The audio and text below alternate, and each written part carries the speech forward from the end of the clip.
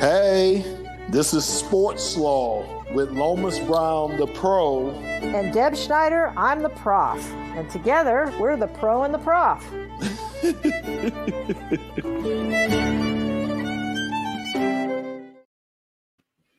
Happy St. Patty's Day. Hola, hola, how are you? Happy St. Patty's Day. How are you today? I'm good.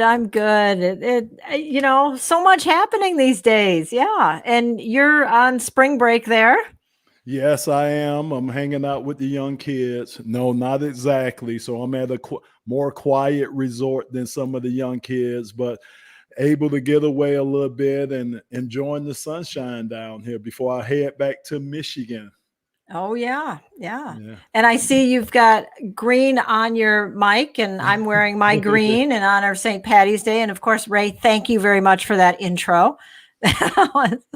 He's Johnny on the spot. He always seems to have the right thing. He's got something. Some video or something, Deb. He keeps us on point. Yeah, absolutely. Yeah. So today we're going to talk name, image, likeness. And this is so timely. We have a case before the United States Supreme Court, the Alston case, which is going to be heard on March 31st at 10 a.m. Yeah. So get on your SCOTUS blog. Yeah, it's been a hot button for us there. We've been talking about this leading up to this point, talking about how the atmosphere, how things are going to change with collegiate sports. So the big case coming up. And like I say, I don't think sports will ever be the same after this. I don't think so either. And I am just, I mean, I can talk about this for hours, but to all of our listeners, I won't. But we've got two great guests, and I just ready to get into this? Let's do it. Okay, so we have Matt Friedman of Tanner Friedman, co-founder of Tanner Friedman. He's had a broadcast career, went to Syracuse University, and he's crisis management, PR, communications, and has done a lot of work with sports organizations and with collegiate teams. And in addition to Matt, hi, Matt. Hey, Deb. Hey, Lomas. Great to be back. Absolutely. Love having you. Thank you. And then in addition to Matt, we have Rick Chryst, who's Senior VP and of Counsel of Dietz Sports. He's 20 years in the conference, 10 years Mid-American Conference, media rights, NCAA D1, college athletics, and of course, the most important, Jeep's brother. Absolutely. One of the coolest coaches, Deb. He's one of the coolest coaches I've had. You guys got to tell the story about Jeep.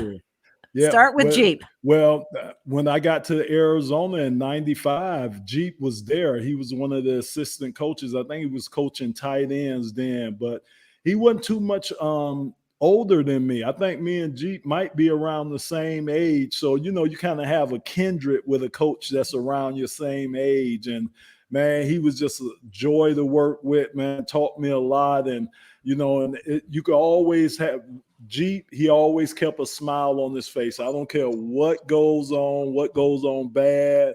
He was always the same way. And as a player, that's all you want. You just want your coaches to be on the even keel. And that was my guy, Jeep, man. Love Jeep. That's great to hear, Lomas. Thank you. I gave him his name. I was going to ask. He's George Patrick, but I couldn't quite handle that when I was about 3 or 4 years old. So it became GP. Then GP became Jeep. I'm pretty confident he's the only Princeton grad that goes by Jeep. And I'm the oldest of 5, 2 brothers, both of whom are football guys. I was a baseball guy, and I'm really proud of both of their careers. And when I ran into Lomas a few years back on some work in Detroit, I had to tell my brother, and Jeep goes like, he is my favorite. Yeah. And he's coached in the NFL 25 years, so he's been around a lot of really good people, and Lomas is at the top of that list. Yeah, that's saying something, Deb. You in the NFL for 25 years. That's saying what type of coach that you are. And that's saying something with knowing all those people and saying you're one of his favorites at the top of the list.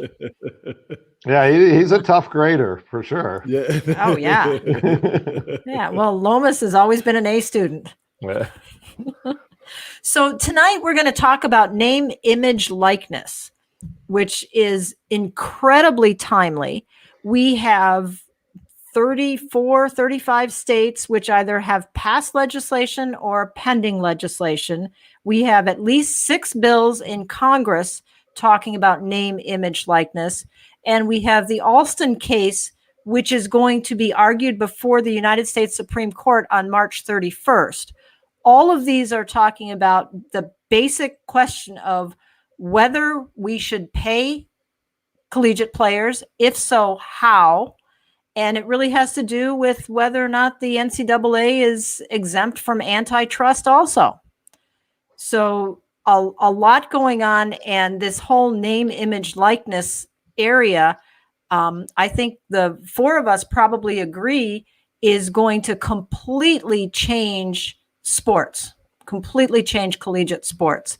So I'll open that up, and maybe each of you can give you a little thoughts on where we're going. I'm happy to start, Deb, just from a change perspective. One of the things that my colleagues and I work a lot with on it with clients is change communication. The communication of change is one of the hardest things for an organization to do. In fact, we use a lot of the same principles that we use in crisis communication, because change can be as tough as a crisis itself. And I've been working with higher education clients for more than 20 years. And in a collegiate environment, change happens very slowly, if it happens at all. They're used to committees deciding things over years. And this is something that may be decided for them, either by legislators or the courts or both. So audiences are slow to change too when it comes to college sports. One of the reasons those of us who love college sports love it, because it takes us back to a time in our life that we think was better or maybe more simple. Definitely a lot of fun either way. And this is going to be different. And the way that athletes get recruited is going to be different. The balance of power within conferences and within sports could be very different. And we need to prepare for change, and that's going to be really hard, not only for the institutions themselves, but also for their customers. That's us. That's the fans. And so that's what I wish I could be doing now with schools, but I think they're taking sort of a wait and see approach for now. Rick's close to the day-to-day, though, working directly with universities. Yeah, maybe building off of Matt's comments, and Deb, I think you set it up great. I totally agree with Matt. Maybe building on that, I think it's not that there may be. It's certain. We're certainly moving into a new environment. I think the confluence of the dynamics you mentioned, Supreme Court case, 36 state legislatures, U.S. House and Senate, and they're not on the same timelines. So in terms of that sequence, and this will sound like inside baseball to some, but in terms of the sequence for college administrators, who's sort of my universe in this space, there's probably a hope that the Supreme Court clarifies everything. That's not going to happen. In my mind, you'll get some type of sharper focus, but clearly Congress has signaled we want a part of this, and the court's a political animal, so they'll stake out some ground. They're not going to stake out all the ground, in my opinion. So then we move. I think the action near term is going to be in the states. Florida kicks in. Lomas, your place. Florida kicks in July 1. The Gators are not going to be shy, I'm sure. And nor the Seminoles, nor the Hurricanes. And so you're going to see this dynamic in the states play out. High level of interest in Congress. But we've got other priorities, right? We're in a pandemic. Economy's got to get going. So while this will be one of the few things that is likely to be a bipartisan issue for people, it's probably not going to beat the state action. So I think we're going to be in a period of 18 to 24 months of real turbulence. And some people will react well to that. Others will struggle with it. And everyone's coming at it from a different lens. So it's a little bit of buckle up. People I'm working with are trying to be proactive. I think, Matt, you really referenced and gave color to higher ed's pace, committees, deliberate, sort of stall game. And candidly, that's why we're at where we're at. Yeah. And because of that, I really think the NCAA and the folks in Indianapolis their fundamental governance authority is in play. And this is the first college case to reach the Supreme Court since the landmark decision on television in 1983. And we talk about name, image, and likeness, but really it's the portal to fundamental governance of college athletics.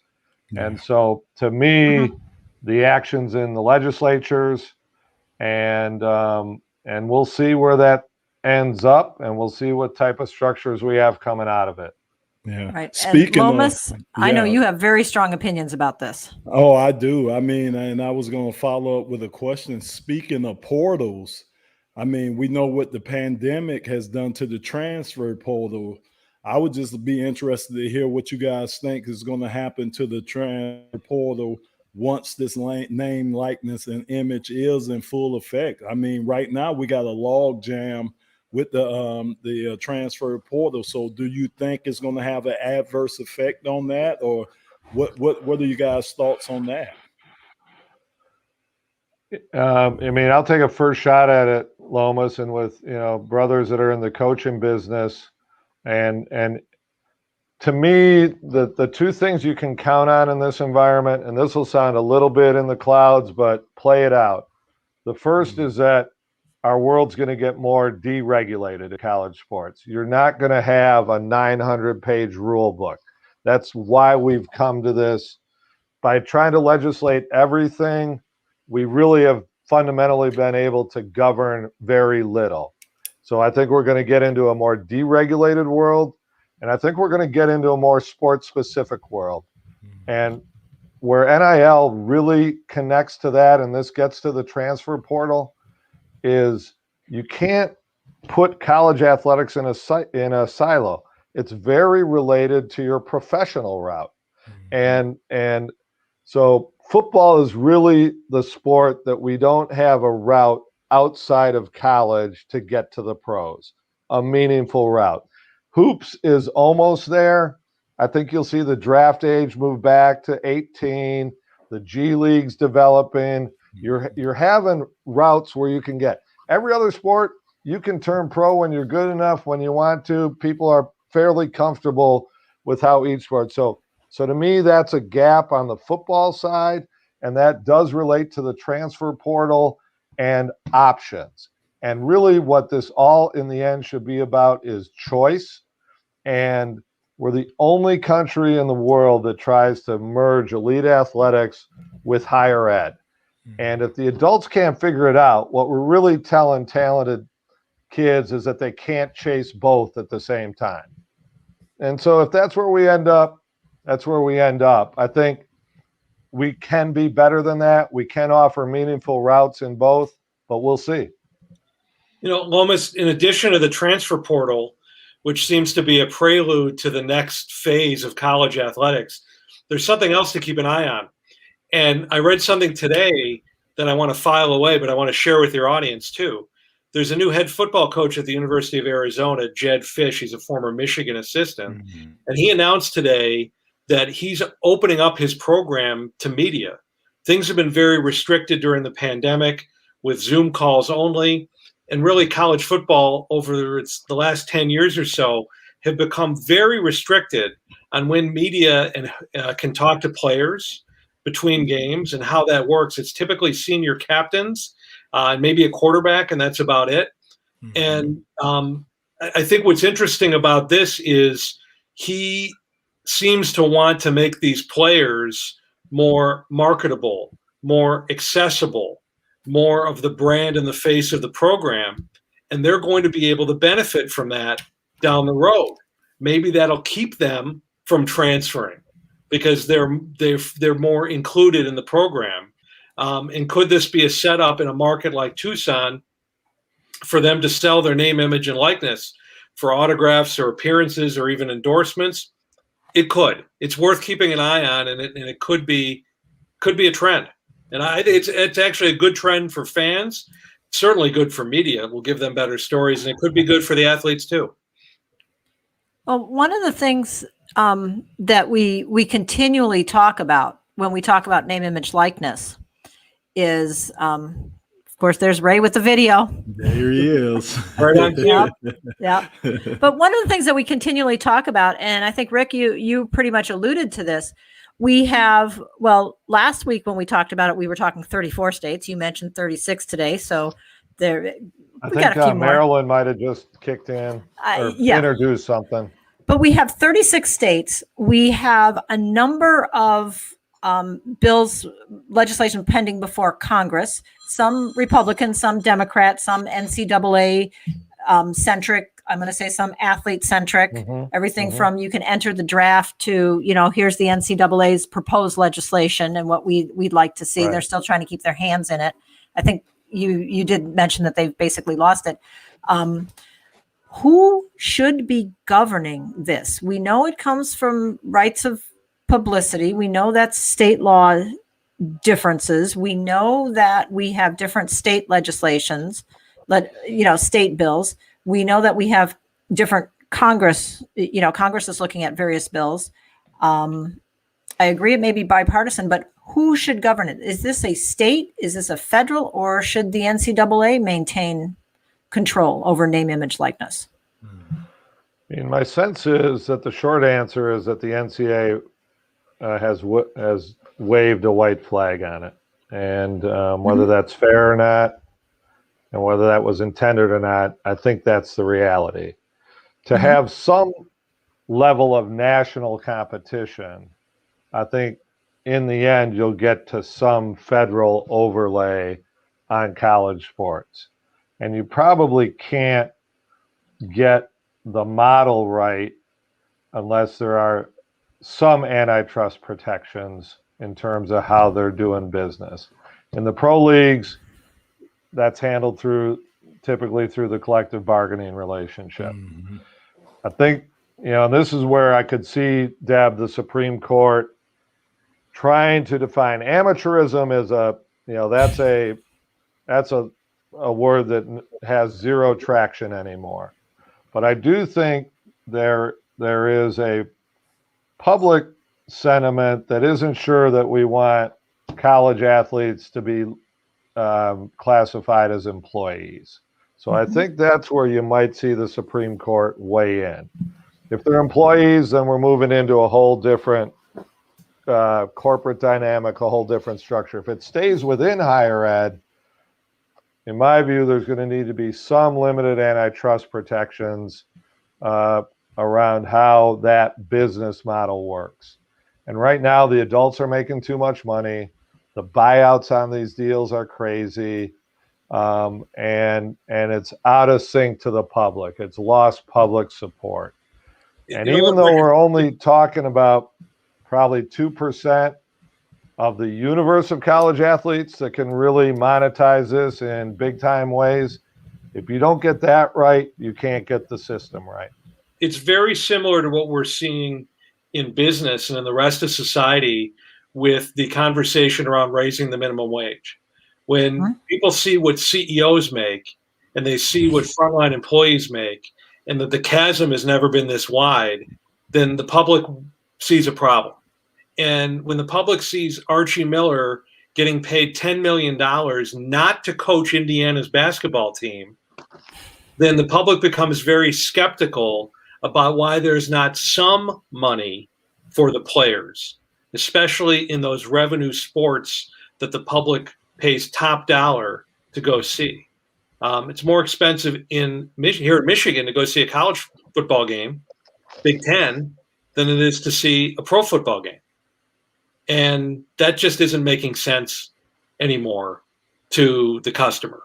And so that's part of why this all has a reckoning ahead. Yeah. So I'm more concerned too about again, we talk about the players.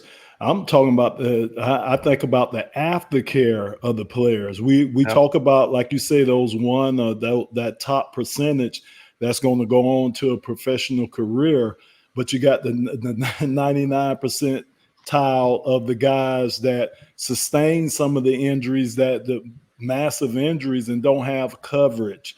Don't have anything, and really at that point they're considered damaged goods because of the game that they played for the university, putting their body on the line. Do you see anything coming out of it where these guys might get some type of coverage, or it might be something in the works for the 99%? Absolutely. I think what you're seeing, certainly, Deb, and you're tracking on it, in many of the bills, they're talking about a medical tail off of your competition.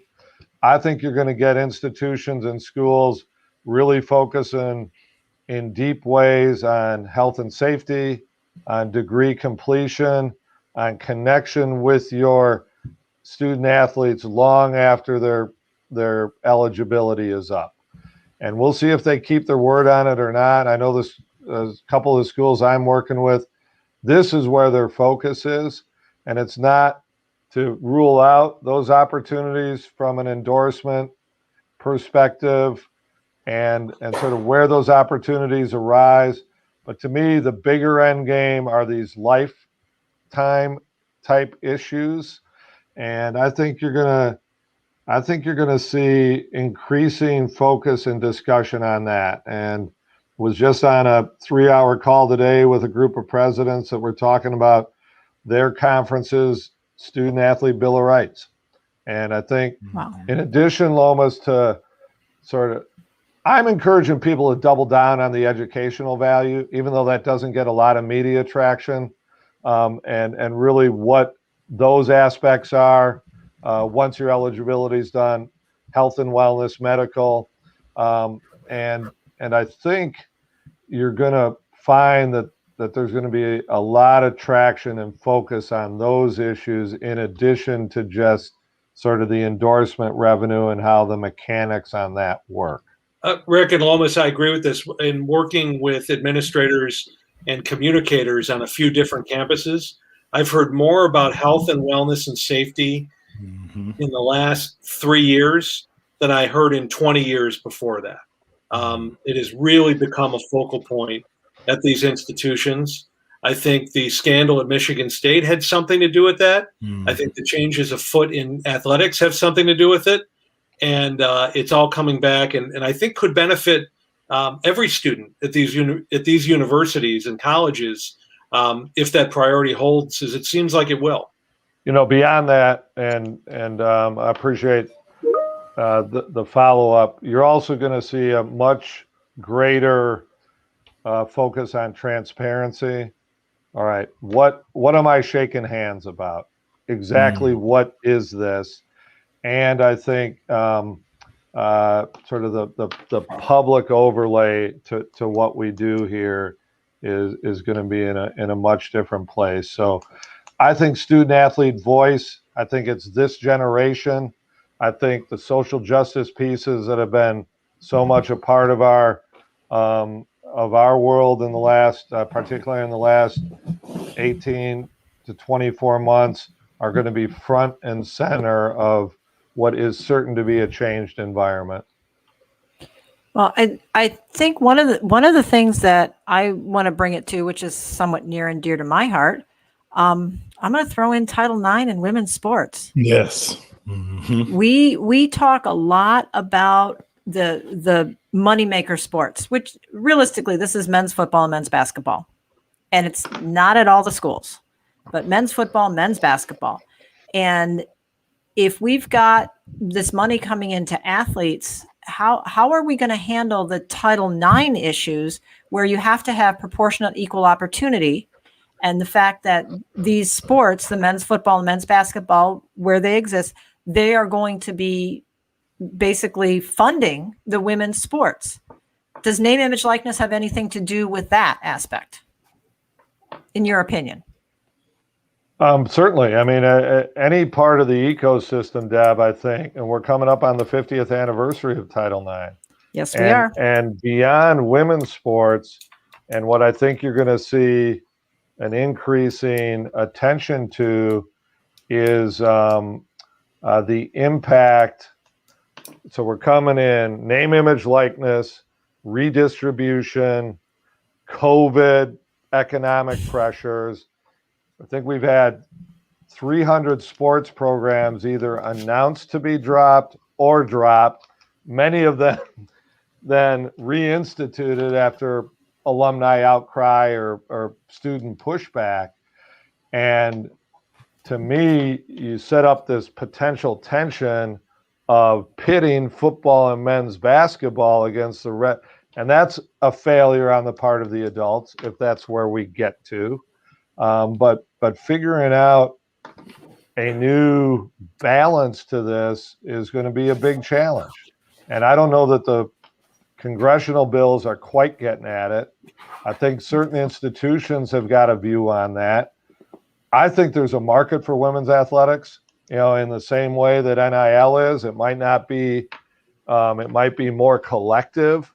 But I think you'll get smart thinking about it and you'll get old thinking about it. Yeah. Mm-hmm. Yeah. Just kind of going back to, it's a question up there that Ray put up there. One of our past guests, Reggie Pearson Jr., he's in the transfer portal now, and he's saying that Wisconsin is not clearing him to play. So what rights would the players have? I mean, what rights? Will they be able to get a lawyer to fight that? Do you think you might see more lawsuits come down the line with players, trying to get their right to move on, almost like free agency in the NFL? Because like you said, it's kind of mirroring what happens on the professional league. Do you see a lot more of that coming down the line where players might have to engage in their own legal just to be able to move through the transfer portal if a school doesn't want them to? Yeah, we'll see. I don't have enough information, Ray, on, I think that's fairly recent. I'm a little bit close to Wisconsin, so I don't know if that's part of this or not. Not quite sure what the specifics are in Reggie's case, but I think generally, Lomas, you're already seeing lawyers active with this. Part of the problem is that the NCAA's current rules, the exceptions overwhelm the rule. There is no rule. So all you got to do is basically challenge it. And for an institution to clear it, it typically relates to the ability to receive aid at your next institution. So I don't know the mechanics of that one specifically.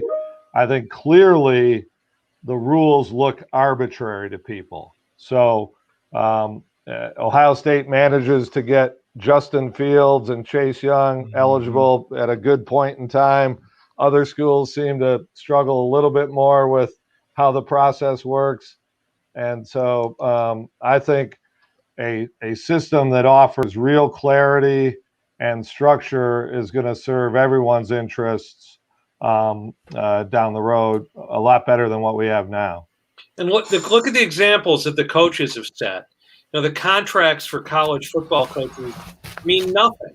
Yes. They move around, they get bought out, money transfers hands, and these guys move around like crazy. And what the players have basically asked for is as much freedom of movement as the coaches have.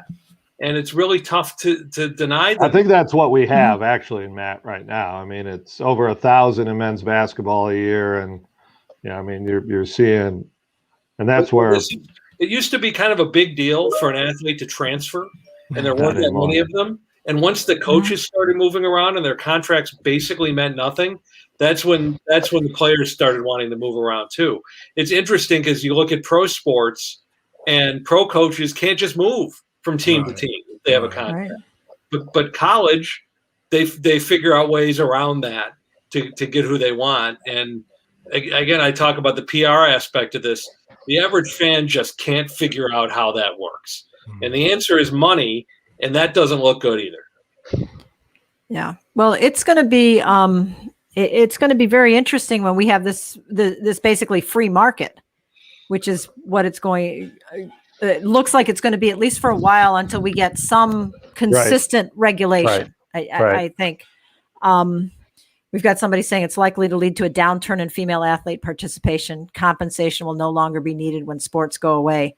There is that, but we still have Title IX. Jim, I'm pointing out we still have Title IX. Places where some female athletes are going to be in demand in certain places. Well, I think that's a really interesting point, Matt, because a lot of this name, image, likeness could be related also to social media. I mean, there are influencers out there that are not necessarily your top athletes, but they're influencers. How does that relate to this? Once upon a time, I had two little girls who loved gymnastics, and their heroes were the college gymnasts. We used to take them to see as something to do in the winter to get out of the house.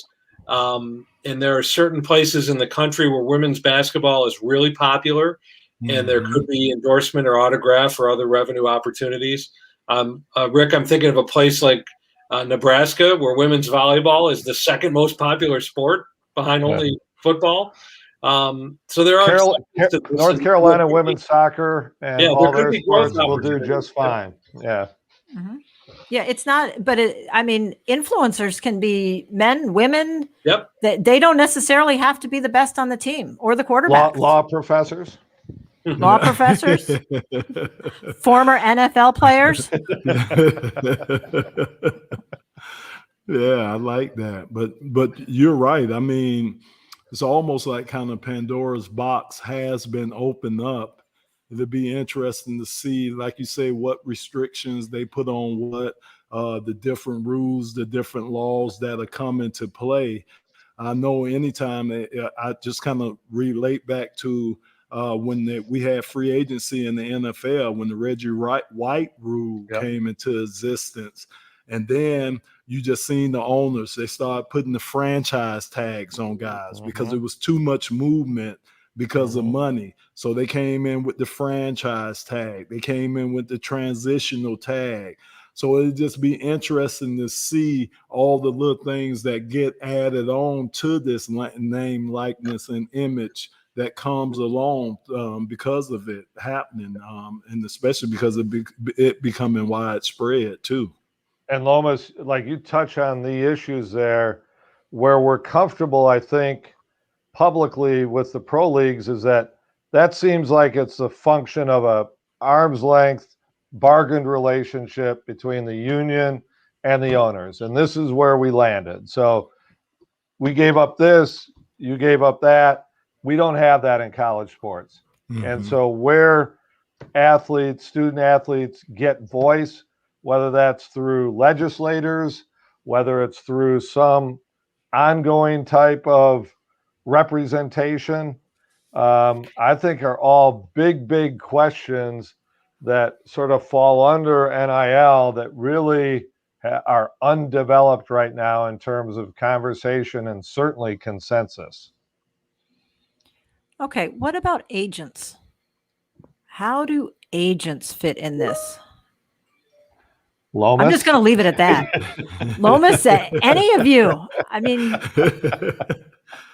mean, I could see, well, they do it now, Deb. I mean, I'm still with my agent after all these years. And if there is a University of Florida grad that he wants to get, he would call me and ask me questions about them, or, suggest that if I'm down in the Florida area, would I give the guy a call? Would I go by and see the guy? So, I know agents are going to have a big part in this. I don't know from the standpoint of where kids will go to school at, but I do know once they decide and they do get into school, the agent, especially kids that are able to come out, the agents are going to be big influences. And, I don't know what the colleges, Rick, what will they do? What will they be able to put more restriction on the agents? Or how do you see that playing out? That's a great question, Deb. How do you see that playing out? You think it'll be more restrictions put on the agents? I think it's a really challenging area for the colleges right now.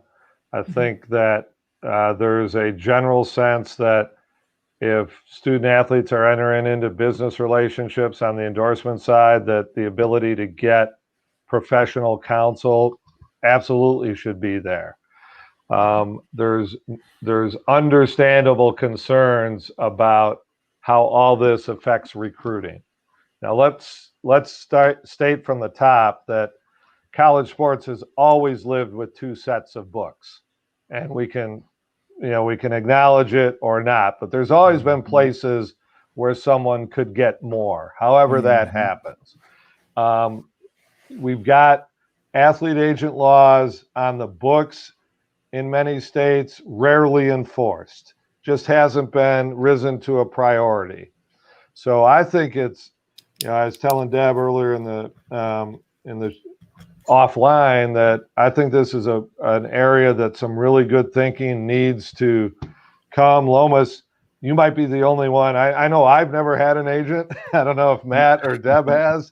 So you know that ecosystem. I don't know if the players unions enter into this. Certainly one of the biggest long-term advocates on the student athlete side, Ramoji Huma. I think there's talk of the professional league associations having a role with college athletes. I think it's a really tricky area for people, primarily as it relates to recruiting. Yeah. Well, my daughter and you guys, Lawrence Tech University here, I mean, great school, great academic school here.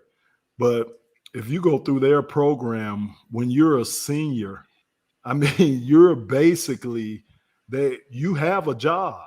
You have a job. Basically, if you could go through 4 years and get your degree, they have it set up so much with these corporations and these headhunters and these people that come in to you have a job set for you once you graduate. And you just look at the hypocrisy between that and the student athlete not being able to, not being able to entertain an agent because he has this eligibility, but yet and still, a regular college student coming out of, and I would just bring up Lawrence Tech because, I mean, they almost have 100% tile with getting students jobs once you graduate from Lawrence Tech. Don't you see that mostly in football, Lomas, right now? I mean, to me, and truly a question, but, to me, both inside the business and now outside of it, the pro route and the ability to choose a pro route seems fairly defined in most of our other sports. To me, football is noticeable and deficient in not being able to offer choice as it relates to your pro route. And I've thought, and Deb, I don't know if you've had your students look at it or not, but I know, at least one student I was advising, I had them, I've thought the Claret Rule is going to get revisited in terms of your draft age. And whether it was Trevor Lawrence or some other poster child for tell me why you can't go into the NFL right now. So to me, that's a gap, and that's not to minimize it, but I do think, again, I think it's going to be really sports specific in terms of a lot of these approaches. Yeah. Well, I think you're both bringing up something which is really pretty fascinating when we start talking about this. Who should be controlling some of this? You talk about the Claret Rule, which is actually a case that Justice Sotomayor, I believe, wrote. Yes. Not when she was on the Supreme Court. Before she was on the Supreme Court. Yes, the law nerds come out here. But, it was all about Maurice Claret. And a very similar case, and it became a labor law case, a very similar case with Spencer Haywood back in 1971. That was an antitrust case. And here we are having the courts and legislature, because you also referenced agent acts, determining what's happening with our NCAA athletes. Is that the proper place for for these rules to be made? Should it be the courts? Should it be the legislature? Or should it be the sanctioning body, if you will? Total silence. That was a good question then. Well, I think we go back to what we talked about before, when you have institutions and a collection of institutions that are so reticent to change because the status quo has been so good for so long that it's just inevitable that it's going to take an act of Congress or an act of a state legislature or a court decision to force change. Because they're doing so well without it?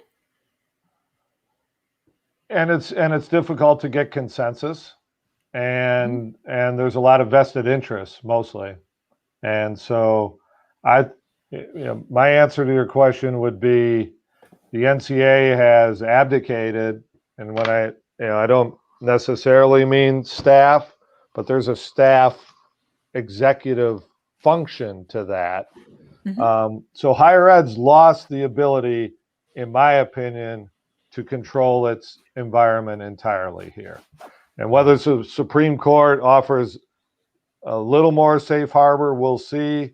But Congress isn't going to let go of this. The states are not going to let go of this. So we're probably going to end up with some hybrid. We're going to have some type of governmental overlay, and we do with Title IX and a few other things, but much more operationally as it relates to college athletics than people have known for the first 100 years. That's for sure. It's been a good run. For some. Yeah, it has. You're right. You're right about that. And I do think, football has kind of been hiding behind the shield of with these guys of, the age difference, it has a player matured at that point to take some of the physical beating that the NFL, that he's going to go through NFL. I know that was a big point with Maurice Claret, whether he could take the beating because you basically have a 19, 20-year-old going against grown men. And so I know they looked at it from the standpoint of the safety. But there are some exceptions to the rules. They really are. For sure there's some, and if there's a developmental league that attaches with it, then you've got something real. And again, I mean, I'm a believer in the system. I've seen college sports change lives for the better so many times over, and I've benefited from it, as a student athlete and now with a career with it. I think a lot of first generation college through college athletics. So to me, it's worth fighting to preserve, but you can't ignore the realities of really where the monetization of it all and the popularity of it has brought us. Right. Well, we know that in most states, it's either the highest paid public employee is either the football coach or the basketball coach. Yep. And I think, Matt, This goes to your point. Absolutely. The fact of the matter is that public money, these are public employees technically, because they're on the payroll of public institutions, but tax dollars are not paying these salaries. These are self-sufficient enterprises within these universities. But good luck trying to get the average fan to understand that. It's just not going to happen. And really, from a policy perspective, I'm glad you brought that up. I think we'd be better served if they were integrated into the institution, and you walk the walk as it relates to oversight and connection to the institution. And while there is this overlay of, this is private money, we can do what we want, you're really in a public trust position, in my opinion. So yeah. And I wonder, Deb, I wonder if the broadcasters, the TV, the networks, we all know that coming down the pipeline for the NFL, I think they're eyeing, Deb, it's unbelievable, but I think their next network deal, I'm hearing figures like $25 billion. So Oh, yeah. I'm wondering if that's gonna transfer down to the college levels, whether these networks are going to start paying these colleges millions or billions of dollars to broadcast their conference or whatever it be. If that money's going to dwindle down, if that's going to make a big difference too, because I'm hearing this. That's why Jerry Jones, it was just a drop in the hat for him to give Dak Prescott $160 million, because he's eyeing that $25 billion that the NFL is probably going to sign in a few years from now. So I'm just wondering if the colleges, if they're kind of expecting the same kind of windfall coming down the pipeline. I would think one way or another, because the one absolute truism that we've learned in the broadcasting business in the last few years is there's one sure way to get someone to watch your channel, and that is to put a live football game on it. Live content. Mm-hmm. It's it'll be interesting post-COVID, Lomas. Each conference controls its television rights. So the SEC just moved from CBS to entirely with ABC, ESPN. Big Ten's got its negotiation upcoming in the next year or two. The ACC's out until 2034, I think. So it won't happen collectively. And you'll see incremental growth, whether it's by a factor of 2 or 3. I think people are pretty conservative right now. They're shell shocked from COVID. And there's a real question whether coming out of this thing, we're going to get 110,000 people sitting 18 inches from each other in some of these big stadiums. How much will our habits have changed? Yeah. Absolutely. So we are running out of time. So I'm going to ask final thoughts. Should we be paying athletes? Should we not? How? What are your final thoughts on name, image, likeness? Well, me being a former one, how I'm going to lean towards it. I mean, we make millions and millions of dollars for these institutions, and I just feel like, yes, we had one of our callers or someone listening in there and said that the colleges pay the players through the scholarships that they get and getting a academic degree. But I just think about the 99% of the guys that don't go on to have a professional career, and these guys are sidelined with injuries that can affect them for the rest of their lives, and really no means to pay for the medical help that they need or that they deserve. So to me, I just think a player should be able to capitalize off his name, image, and likeness if he can. If he's able to do it, I just really think he should be able to do that. But that's coming from a former player, so, I'm a little biased. My envisioned future would be that we've got pro sports and we've got college sports.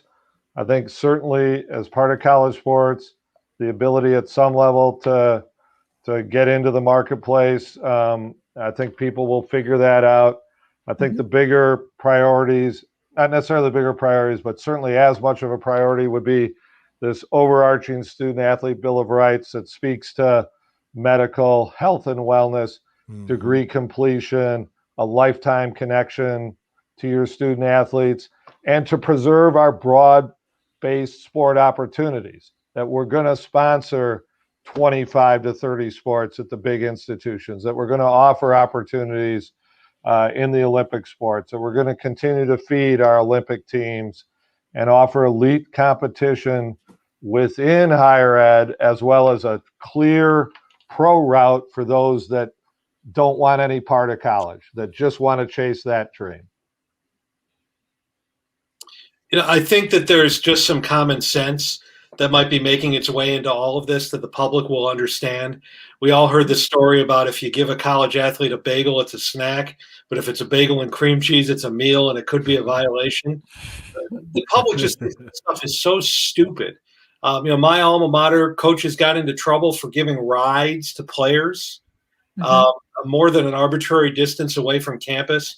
If we can get rid of some of that stuff and let these guys sell T-shirts with their names on it, maybe get paid a few bucks to sign some autographs, maybe do some appearances at some business where they could get paid like a like a DJ would for a live broadcast. It's been the case in radio for the last 50 years. I think some of those common sense things the public will be okay with, not 100%, but overall. And I think that there'll be some reassurance knowing that it's more fair. All of this, though, will be a change and will need to be well communicated. And the time to start doing that is now. Absolutely. Yeah, I think we're going to have to watch out for those large endorsement deals or the paying players from a recruiting standpoint or unethical agents. Make sure that we do have, health safety, but a little bit of common sense would be really helpful in this.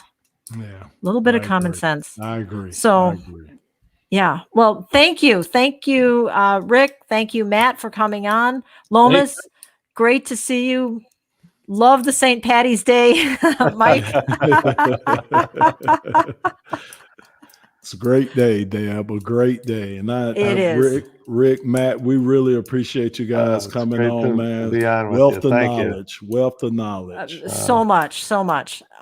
And so check us out we're on Spotify, SoundCloud, Facebook. We love to answer listener questions, and we even know how to get a hold of these guys if you have questions that we can send to them. Absolutely.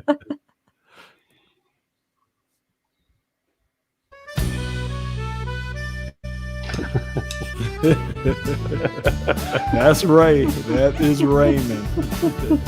As I was going over the Cork and Kerry mountains, I came on Captain Farrell and his money he was counting. I first produced my pistol, and then produced my rapier, saying stand and deliver, or the devil he may take your mushering and may do all the die.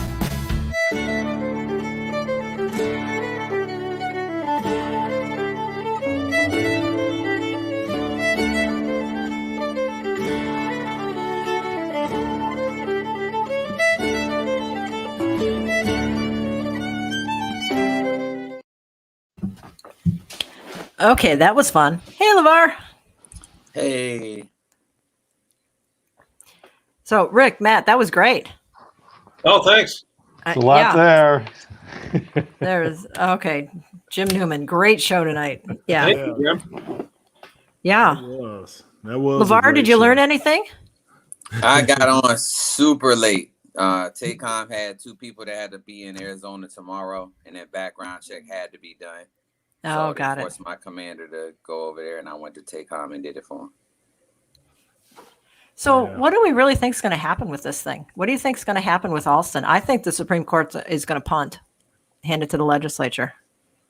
Yeah, I think they'll my opinion, Deb, I think the Ninth Circuit, it's a conservative court. I think Roberts is going to be careful, but I think they're not wanting the Ninth Circuit to think they're running college sports either. So I think you'll see my sense is that they're going to differentiate between employers and students, employees and students. So it's not going to be a labor issue.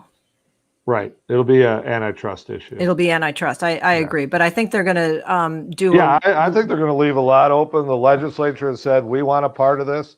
What's interesting is even all the bills, people don't want college sports to go away. Like, people aren't saying put a match to it. They're just saying it's not right now. Yeah. Mm-hmm. Yeah, like I said, this is a lot about fairness, perceived or otherwise. Right. Mm-hmm.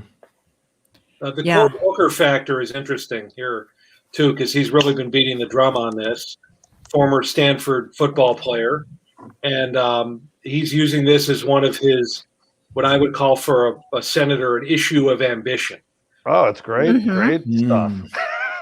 There's no downside.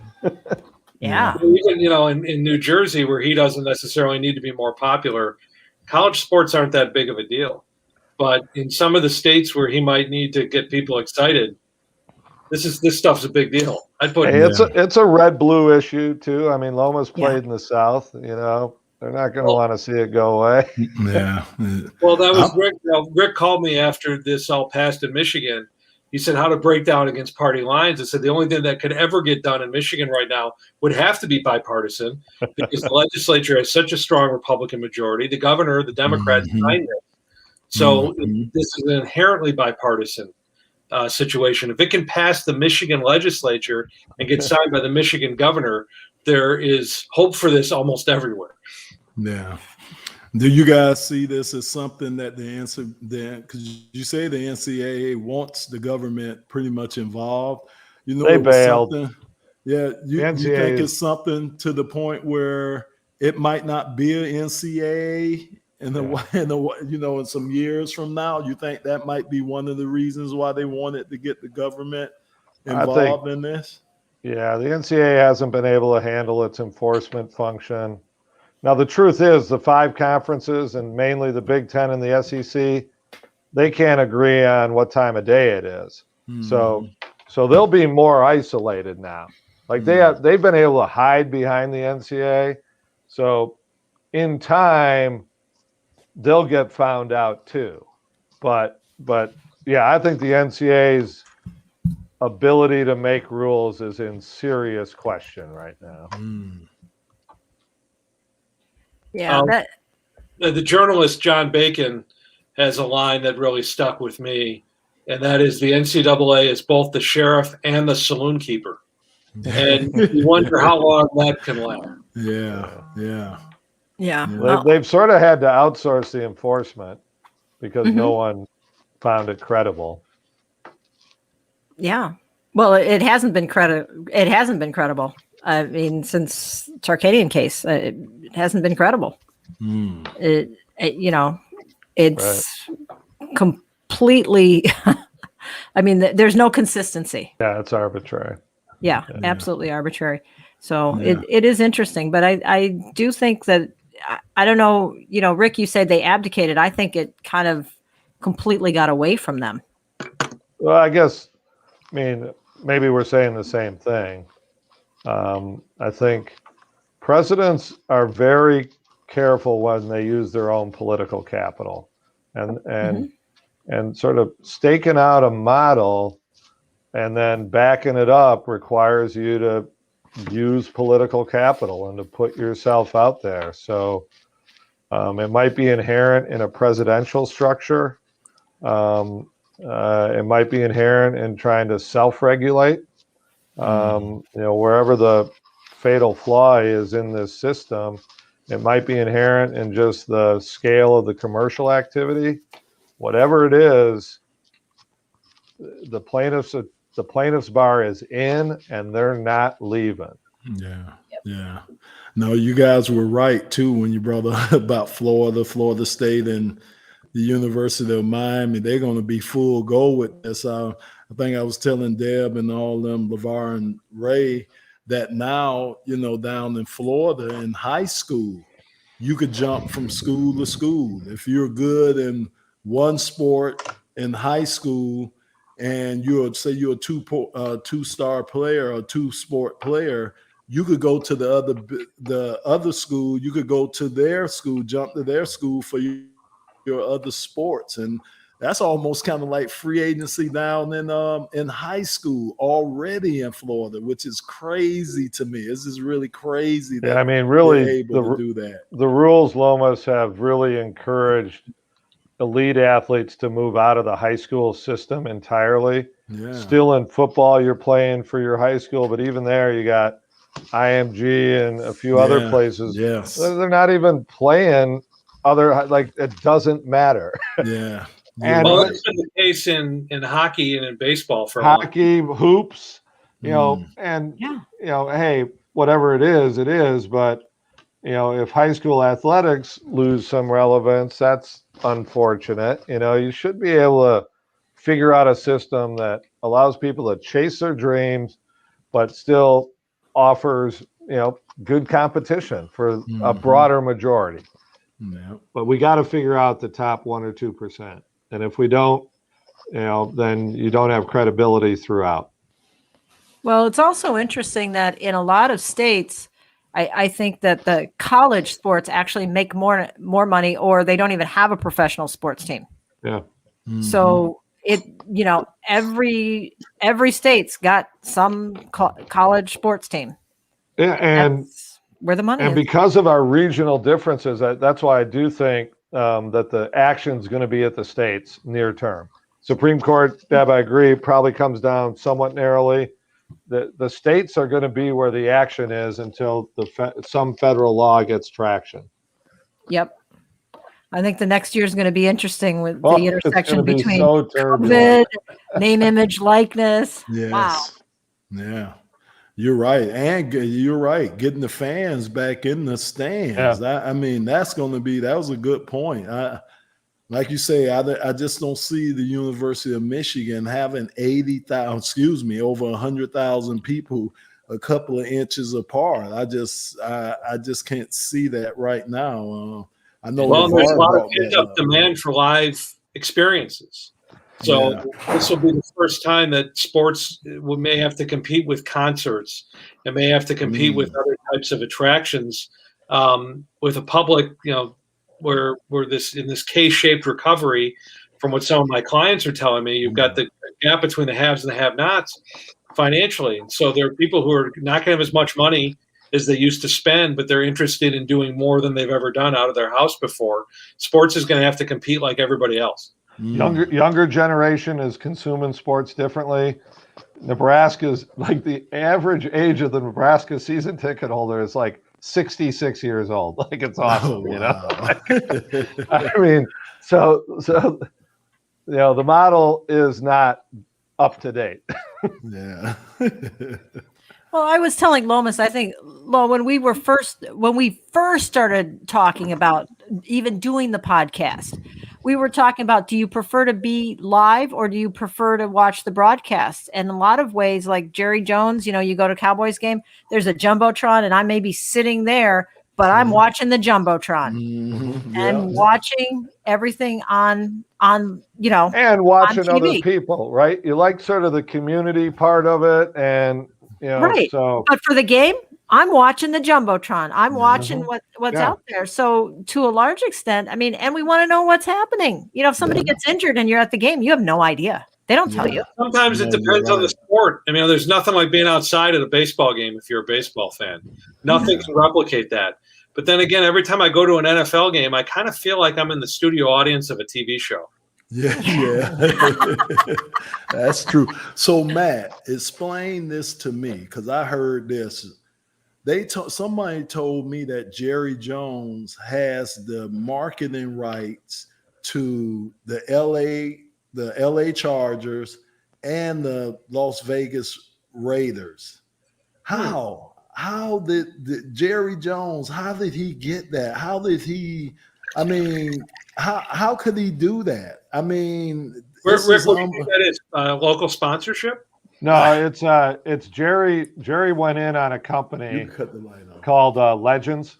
So Legends is one of the premier sports marketing groups almost. I'm guessing Legends is the company that's doing those marketing rights. And Jerry's principal owner. I don't know that he's got the whole thing, but it's Yankees, it's European Premier League, like they're global. Legends is one of the premier sports marketing groups almost. I'm guessing Legends is the company that's doing those marketing rights. And yeah, so I just didn't understand that. Really? Like the deal LeBron has with the Boston Red Sox, Jerry Jones has something similar to that? Legends is, I think LeBron's part of the ownership group. I don't think Jerry's in an ownership position with the Chargers or the Raiders, but his Legends marketing company, which he has a big share of, is probably got those marketing and corporate rights. Got it. He knows his marketing. He does, man. The dude he's something else, man. He is something else. Wow. See how many Super Bowl titles it's translated into? Yeah, I know. I know. You're right about that. That's funny. Yeah.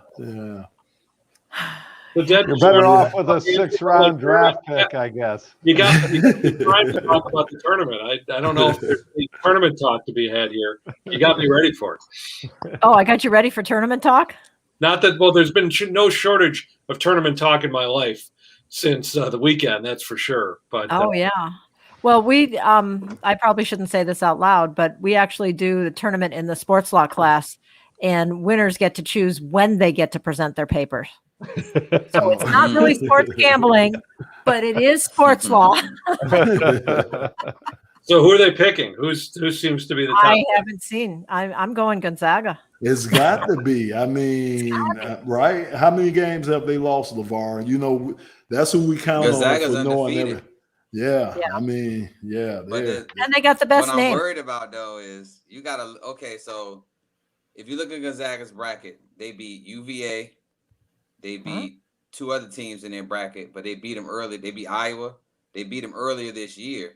Gonzaga hasn't played a ranked team in, I want to say, 2 months. And BYU, who they were supposed to annihilate, they didn't pull away until 6 minutes left in the game. You're talking about a team that has potentially 3 first-round picks on it. You're not supposed to be struggling with BYU, so that gives me some kind of concern. I'm not saying Gonzaga can't go to the Final Four or the ship because they have the talent to do it, but when you're supposed to mop up BYU in your conference final and you pull away and with 6 minutes to go, that gives me a cause for concern.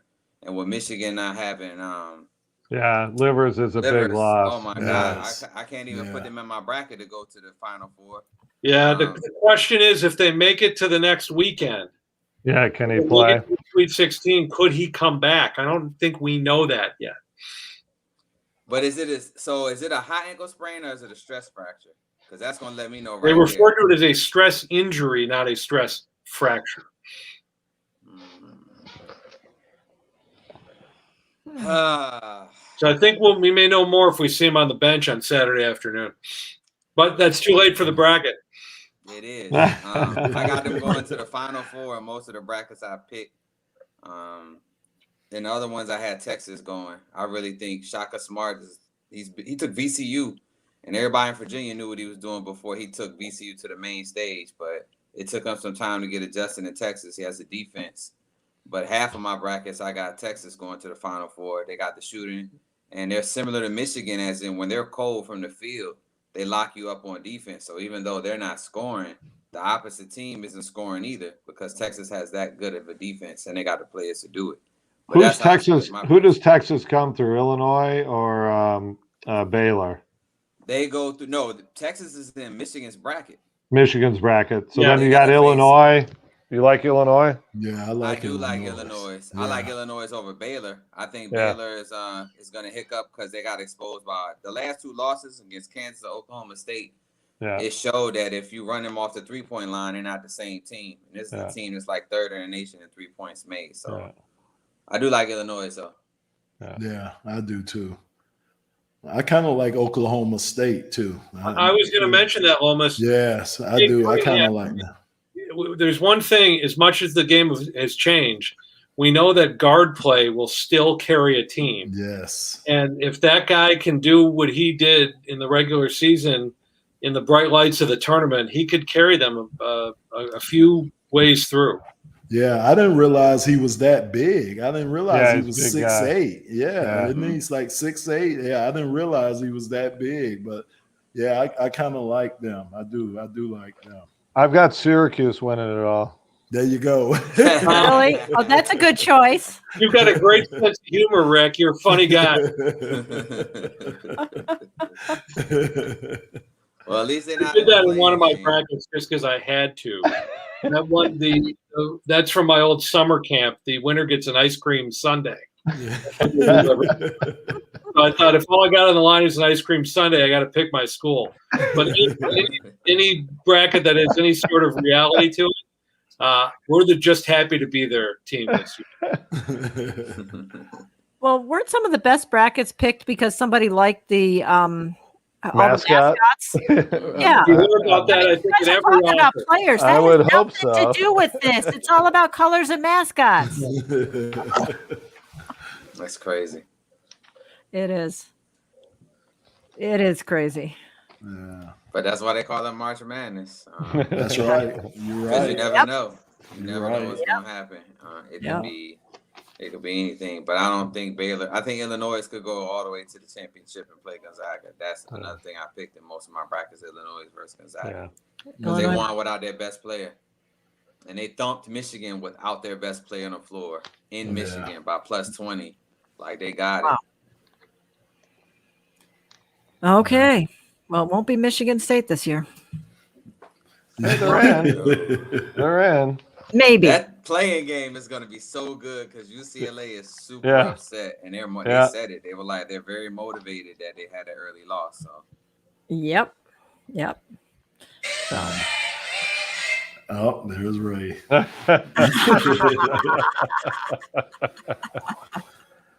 Okay, well. Okay, guys. Yeah. So I would be back in the States on Sunday. So LeVar, you didn't know I'm in Mexico. I didn't know that. Yeah, so we left Sunday. So we get back Sunday. So I got your text though. So I'll definitely take care of that for you. But yeah. So you didn't hear the no Esplano? No, not in me. No, none of that. See me gusta. There you go. See, I don't even know what he said, but I'm like, it sounded good. I think muy bien is thank you. So yeah, there you go. It's been a minute. And when you order a Corona beer, it means a whole different meaning, right?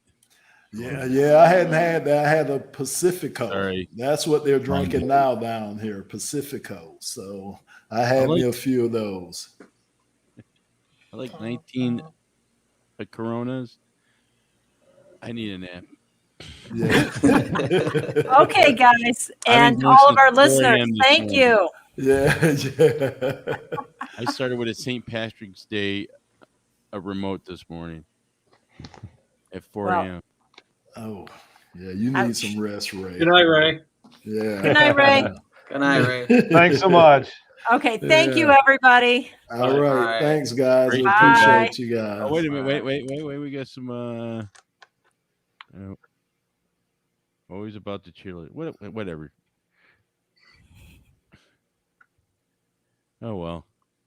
Okay. All right. Bye, guys. Bye. Thank you, Matt. See you, Matt. Really appreciate it. It was great seeing you again. Are you going to take us off live?